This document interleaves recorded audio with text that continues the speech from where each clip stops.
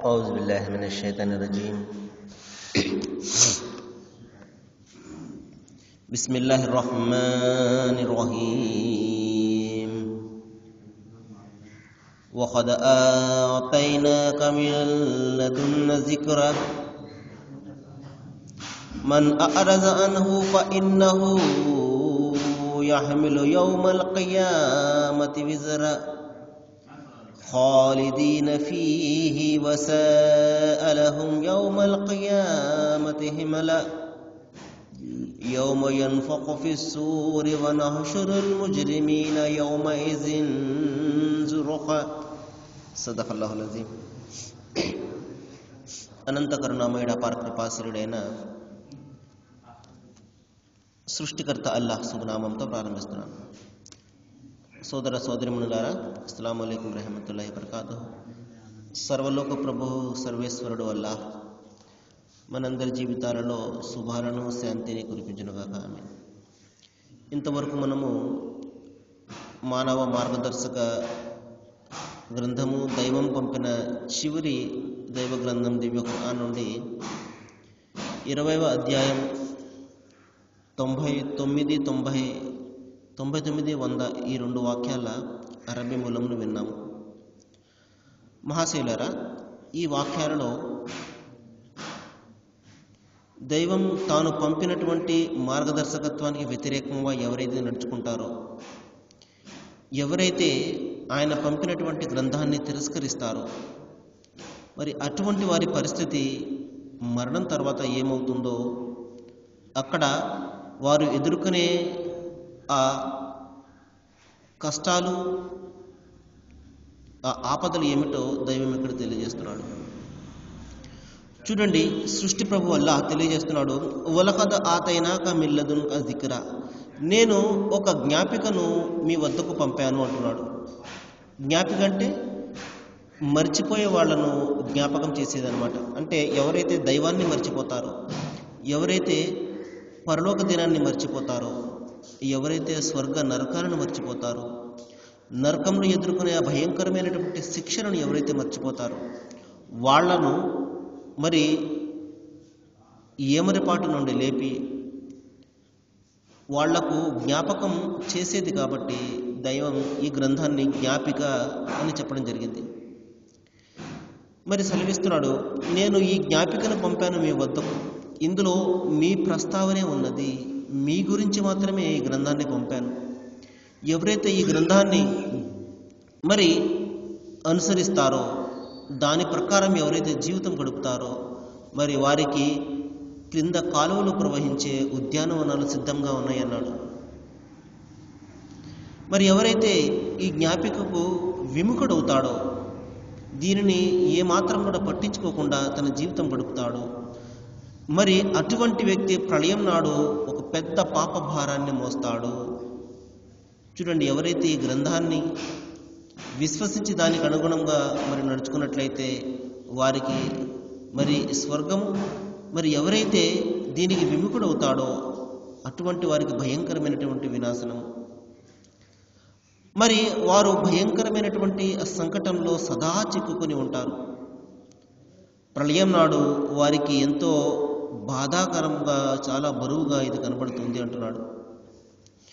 ఆ తర్వాత మహాశైలారా, మరణం తర్వాత మనకు ఎదురయ్యే పరిస్థితుల గురించి దైవం ఇక్కడ తెలియజేస్తున్నాడు. శంఖం ఊదపడే రోజున మేము అపరాధులందరినీ ఒక చోట చేరుస్తాము. శంఖం అంటే ఒక్కసారి శంఖం ఊదగానే భూమిపై ఉన్నటువంటి మానవులందరూ కూడా చనిపోతారు ప్రళయ దినాన్న. మరి రెండవసారి శంఖం ఊదగానే అందరం కూడా మరి సమాధుల నుండి లేస్తారు. అదే ప్రళయ దినం అవుతుంది, మరి అదే తీర్పు దినం అవుతుంది. దాని గురించి దైవం తెలియజేస్తున్నాడు. ఆ రోజున మేము అపరాధులందరూ ఇక్కడ ఒక చోట చేరుస్తాము. సజ్జనులందరూ ఒకవైపు ఉంటారు, మరి అపరాధులందరూ ఒకవైపు ఉంటారు. ఆ రోజున కులాలు, మతాలు, వర్గాలు, భాషలు ఇవేమి కూడా ఉండవు సోదరులారా. ప్రపంచంలో కూడా దైవం దృష్టిలో 2 వర్గాలు, పరలోకంలో కూడా 2 వర్గాలు. ఒకటి మంచివారు, 2 చెడ్డవారు. మంచివారు ఎవరు? ఎవరైతే దైవభీతిని కలిగి ఉంటారో, ఎవరైతే దైవం ఒక్కడేనని విశ్వసిస్తారో, ఎవరైతే మరణానంతర జీవితాన్ని గురించి ఆలోచన చేస్తారో, ఎవరైతే నేను సమాధానం చెప్పుకోవాలి దైవం ముందు నిలబడి అన్న స్పృహతోటి జీవితం గడుపుతారో వారు సజ్జనులు, వారు విశ్వాసులు, వారు స్వర్గవాసులు, వారిది ఒక వర్గం. మరి ఎవరైతే దైవాన్ని తిరస్కరిస్తారో, ఎవరైతే ఆ దైవం ఉన్నాడు అండి, ఆయనతో పాటు అందరూ ఉన్నారు అండి అని ఎవరైతే విశ్వసిస్తారో, మరి ఎవరైతే దైవానికి సాటి సమానాన్ని కల్పిస్తూ ఉంటారో, ఎవరైతే దైవం పంపినటువంటి గ్రంథాలను ఎవరైతే విశ్వసించరో, తమ మనస్సుకు నచ్చిన విధంగా జీవితం గడుపుతూ ఉంటారో, ఎవరైతే పరలోక ప్రీతి ఉండదో, ఎవరైతే మరణం తర్వాత నేను సమాధానం చెప్పుకోవాలి అన్న స్పృహ ఉండదో, అటువంటి వారందరూ కూడా మరి అవిశ్వాసులు, ఇటువంటి వారందరూ నరకవాసులు, వీరిది ఒక వర్గం. ఈ విధంగా రెండే వర్గాలు ప్రపంచంలో, అదే వర్గాలు కూడా పరలోకంలో కూడా అవే వర్గాలు. మరి దైవం తెలియజేస్తున్నాడు, నేను అపరాధులను ఒక చోట చేరుస్తాను. మరి వారి పరిస్థితి ఏ విధంగా ఉంటుంది? కనుగుడ్లు భయం వల్ల తేలిపోయి ఉంటాయి. చూడండి, మనకు ఏదైనా ఒక విషయము, మనము ఊహించినటువంటి విషయం మన కళ్ళ ముందు కనబడింది అనుకోండి, స్టన్ అయిపోతాడు మనిషి, నిశ్చేష్టుడైపోతాడు. అటువంటి పరిస్థితే అక్కడ కూడా ఎదురవుతుంది. ప్రపంచంలో ఉన్నప్పుడు ఒక పరిస్థితి, మన తాత ముత్తాతల ఆచారాలు, స్నేహితుల ఆచారాలు, మరొకరు చెప్పింది మనం ఆచరిస్తాం. కానీ మరణం తర్వాత దానికి పూర్తిగా వ్యతిరేకమైనటువంటి పరిస్థితులు మనకు కనబడతాయి. ప్రపంచంలో అందరూ కూడా అనేక మంది దైవాలు ఉన్నారు అని బోధిస్తారు. కానీ మరణం తర్వాత తెలిసిపోతుంది, లేదు దైవం ఒక్కడే అందరికీ అన్న సంగతి తెలిసిపోతుంది. ఆ రోజున మనిషి మరి నిశ్చేష్టుడైపోతాడు. ఈ విధంగా అతని కనుగుడ్లు భయంతో తేలిపోతాయి. అరే ఎంత పొరపాటు చేశానో నేను అని చెప్పి. అప్పుడు వారు అనుకుంటారు ఏమని, ప్రపంచంలో మహా అయితే మనము ఒక 10 రోజులు గడిపామేమో అనిపిస్తూ ఉంటుంది. అంటే దైవం మనకు ప్రసాదించినటువంటి 60, 70, 80, 100 సంవత్సరాల కాలము మహా అయితే 10 రోజులుగా మారిపోతుంది.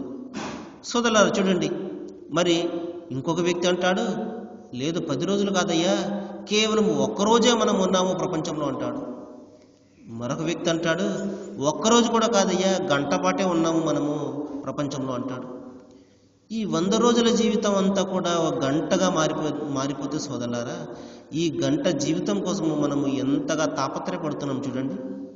ఎన్ని అవినీతి పనులు, ఎన్ని అక్రమాలు చూడండి మహాశైలారా. ప్రపంచం ఎంత భయంకరమైనటువంటి వినాశన పాలైపోతుందో ఒకసారి చూడండి. మనం చూసాము 2 రోజుల క్రితం ఒక వార్తలో, మరి ఉత్తరప్రదేశ్లో ఇంటిలో మాంసం నిల్వ చేసుకున్నాడు అన్న కారణం చేత ఒక వ్యక్తిని రాళ్లతోటి కొట్టి చంపేశారు. మనము మనుషుల మధ్య ఉన్నామా లేకపోతే రాక్షసుల మధ్య ఉన్నామో మనము ఒకసారి ఆలోచన చేయాలి. ఇంత భయంకరమైనటువంటి మనసుని కలుషితం చేసే భావాజాలాన్ని మరి మన అన్నదమ్ముల మాదిరిగా కలిసి ఉండే ప్రజల మనసులో రుద్దుతున్నారే, దీని వలన మన దేశానికి మంచి జరుగుతుందా లేకపోతే చెడు జరుగుతుందో ఒకసారి ఆలోచన చేయాలి. ఈ విధంగా సమాజాన్ని కులాల పరంగా, మతాల పరంగా, తినే తిండి పరంగా విభజించేస్తున్నారు. చూడండి ఎంత భయంకరమైనటువంటి రోజులు మనం చూస్తున్నాము. తినే తిండి అనేది మనిషి వ్యక్తిగత అభిప్రాయాన్ని బట్టి ఉంటుంది, అతని మొదటి నుండి వచ్చే అలవాట్లను బట్టి ఉంటుంది, ఆ పరిస్థితి, శీతోష్ణ స్థితి పరిస్థితిని బట్టి ఉంటుంది, వాతావరణ పరిస్థితులను బట్టి ఉంటుంది. మనము చలి ప్రదేశానికి వెళ్ళామనుకోండి, అక్కడ మాంసాహారం తప్ప శాకాహారం దొరకదు.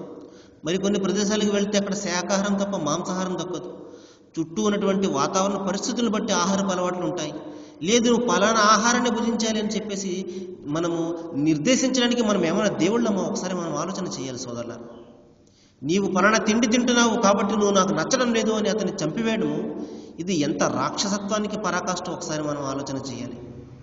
ఇటువంటి పరిస్థితులు మనం మన చుట్టూ కూడా చూస్తున్నాం మహాశైలారా. కాబట్టి మనలో విజ్ఞత గలవారు, మానవత్వాన్ని కాంక్షించేవారు ఒకసారి ఆలోచన చేసి ఇటువంటి పరిస్థితులను మనము అడ్డుకోవాలి. లేకపోతే నిన్న ఉత్తరప్రదేశ్లో జరిగింది, రేపు మన రాష్ట్రంలోనే జరుగుతుంది. కాబట్టి మానవత్వం అనేది మనలో ప్రధానంగా ఉండాలి. మనం అందరిది కూడా మానవత్వం అనే మతం అని అందరూ కూడా గ్రహించాలి. ఎందుకంటే మన అందరినీ పుట్టించిన దైవం ఒక్కడే కాబట్టి ఈ చిన్నపాటి సత్యాన్ని కూడా ఈ రోజున మనిషి తెలుసుకోకుండా నీవు పలానా తిండి తింటున్నావు కాబట్టి నేను చంపేస్తాను, లేకపోతే నువ్వు పలానా మతాన్ని నువ్వు అనుసరిస్తున్నావు కాబట్టి నేను చంపేస్తాను అని ఈ రోజున మనిషి బయలుదేరాడు అంటే వాళ్ళ మనస్సులను కలుషితం చేస్తున్నటువంటి ఆ నరరూప రాక్షసుని గురించి మనం తెలుసుకోవాలి. మహాశైలారా, మరి దైవం తెలియజేస్తున్నాడు, ఆ రోజున మీరు మహా అయితే 1 గంట గడిపావేమో జీవితము అని చెప్పేసి భావిస్తారు. ఈ గంట జీవితం కోసము మనిషి ఈ రోజున సాటి మనిషిని చంపేస్తున్నాడు. ఒక జంతువు మరొక జంతువును అకారణంగా ఎంత మాత్రం కూడా చంపదు. దానికి ఆకలి వేసినప్పుడు మాత్రమే అది చంపుతుంది. క్రూర జంతువును చూసుకోండి, పులిని కానీ సింహాన్ని కానీ చూసుకోండి, అవి బాగా ఆకలిగా ఉన్నప్పుడు మాత్రమే ఇంకొక జంతువును చంపుతాయి. కానీ ఈ రోజున మనిషి తన సాటి మనిషిని కులం కారణంగా, మతం కారణంగా, తినే తిండి కారణంగా చంపేస్తున్నాడు అంటే ఇతనిలో మానవత్వము ఏ విధంగా మంటగలిసిపోయిందో, ఏ విధంగా చచ్చిపోయిందో మనం ఒకసారి ఆలోచన చేయాలి. మహాశైలారా, కేవలము గంటపాటుగా అనిపించే ఈ జీవితాన్ని గురించి తాపత్రయపడుతున్నాం మనము. కానీ ఈ జీవితమే మనకు ఆ రాబోయే పరలోక జీవితాన్ని గురించి మరి నిర్ణయించేది.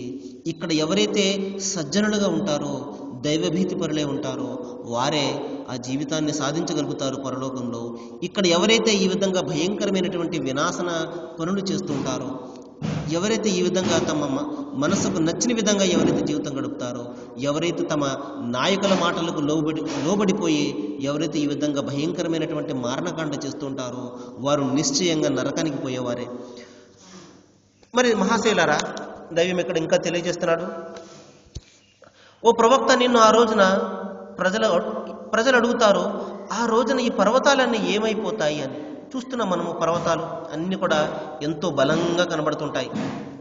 దైవం పర్వతాలను ఎందుకు భూమి మీద పాతాడు అంటే మనలను తీసుకున్నవి భూమి మనల్ని తీసుకుని దొర్లిపోకుండా ఉండడం కోసము దైవము మేకుల మాదిరిగా పర్వతాలను పాతడం జరిగింది. ఎంతో బరువుగా ఉండే ఆ పర్వతాలు ఏమైపోతాయి ఓ ప్రవక్త ఆ రోజున అని ప్రజలు అడుగుతారు. దైవం తెలియజేస్తున్నాడు, ఆ రోజున నా ప్రభు అల్లా వాటిని ధూళిగా చేసి ఎగురవేసేస్తాడు.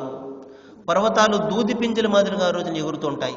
మహాశైలారా చూడండి, గురుత్వాకర్షణ శక్తి కారణంగా మనము ఈ భూమి మీద కాళ్లతోటి నిలబడగలుగుతున్నాం. ఎందుకంటే ఆకర్షణ శక్తి పట్టి లాగుతుంది కాబట్టి ఏదైనా ఒక వస్తువు మనం పైకి విసరగానే కిందకి పడిపోతూ ఉంటుంది. కానీ ప్రళయ దినాన్న ఈ గురుత్వాకర్షణ శక్తి అనేది పూర్తిగా నశించిపోతుంది. అందరూ కూడా దూది పింజల మాదిరిగా ఎగిరిపోతూ ఉంటారు. మనం చూస్తాము, అంతరిక్షంలో గురుత్వాకర్షణ శక్తి ఉండదు. మనం పైకి ఏదైనా ఒక వస్తువు విసిరామనుకుంటే అక్కడే ఉంటుంది. అదే విధంగా పరిస్థితి మారిపోతుంది. గురుత్వాకర్షణ శక్తి అంతా కూడా నశించిపోతుంది. పర్వతాలన్నీ కూడా దూది పింజల మాదిరిగా ఎగిరిపోతుంటాయి. ఆ దైవం మనకు ఇచ్చినటువంటి ఈ భూ వ్యవస్థ, ఈ ఆకాశంలో ఉన్నటువంటి ఈ సకల వ్యవస్థ అంతా కూడా సడలిపోతుంది. ఆ రోజున నేను భూమిని చదునైనటువంటి మైదానంగా చేసేస్తాను. అందులో మీరు ఏ వంకరులు కానీ మిట్ట పల్లాలు కానీ చూడరు. కాబట్టి మహాశైలారా, తీర్పు దినం అంటే అది ఎక్కడో ఉంటుందని చెప్పేసి భావించకండి. మన భూమినే దైవము చదునైనటువంటి మైదానంగా మార్చివేస్తాడు. మరి ఇక్కడే మనం అందరం కూడా తీర్పు దినాన్ని ఎదుర్కొంటాము. ఏ విధమైనటువంటి మిట్ట పల్లాలు లేకుండా మరి లోయలను, పర్వతాలను పూర్తిగా చదునైనటువంటి మైదానంగా దైవం చేసేస్తాడు. అక్కడ అందరం కూడా మొట్టమొదటి మానవుడు ఆదాం అలైహిస్సలాం, దైవం ఆయనపై శాంతిని కురిపించుగాక, ఆయన దగ్గర నుండి చివరిగా పుట్టే మనిషి వరకు కూడా అందరూ కూడా మరి ఒక వరుసలో నిలబడి ఆ రోజున దైవం యొక్క తీర్పు కోసం ఎదురు చూస్తుంటారు. ఆ తీర్పు దేని మీద ఆధారపడి ఉంటుంది? మనము చేసే కర్మల ఆధారంగానే ఆధారపడి ఉంటుంది. మనము మామిడి విత్తనాన్ని జల్లి కొబ్బరి చెట్టు రావాలి అంటే అది ఏ విధంగా హాస్యాస్పదమో, మనము ఏ విత్తనమైతే నాటుతామో అదే ఫలితాన్ని మనము పొందుతాము. కాబట్టి మనము ఏ పనులైతే ఇక్కడ మనం చేసుకుంటామో, ఏ విశ్వాసాన్ని అయితే మనం ఇక్కడ కలిగి ఉంటామో దాని ప్రకారమే మన తీర్పు దినం ఉంటుంది. కానీ ఇక్కడ మనం ఇష్టం వచ్చినట్లు జీవితం గడిపేసి నాకు స్వర్గం ప్రసాదించేస్తాడు దేవుడు అంటే అది చాలా అత్యాశ అవుతుంది. అది ఎంత మాత్రం కూడా జరగని పని. దైవం తెలియజేస్తున్నాడు, ఆ రోజున సమస్త స్వరాలన్నీ కూడా అల్లాహ్ ముందు అణిగిపోతాయి. ఇక్కడ చాలా చాలా పెద్ద పెద్ద మాటలు మాట్లాడే వాళ్ళు ఉంటారు. కానీ ఆ రోజున అందరి గొంతులన్నీ కూడా మరి దైవం తెలియజేస్తున్నాడు అణిగిపోయి ఉంటాయి. ఎవ్వరు కూడా మాట్లాడే శక్తిని కలిగి ఉండరు. అంత భయంకరమైనటువంటి తీర్పు దినం మీ ముందు రాబోతోంది. దాన్ని గురించి మీరు ఆలోచన చేయండి. మహాశైలారా, మరికొన్ని విషయాలు మనం రేపు మాట్లాడుకోవడానికి ప్రయత్నం చేద్దాము. ఏ విషయాలైతే ఇక్కడ మనం విన్నామో వీటిపై ఆలోచన చేసే భాగ్యాన్ని సృష్టి ప్రభు అల్లాహ్ అందరికీ ప్రసాదించుగాక. వాకిరు దావానా అనిల్ హమ్దులిల్లాహి రబ్బిల్ ఆలమీన్. అస్సలాము అలైకుం.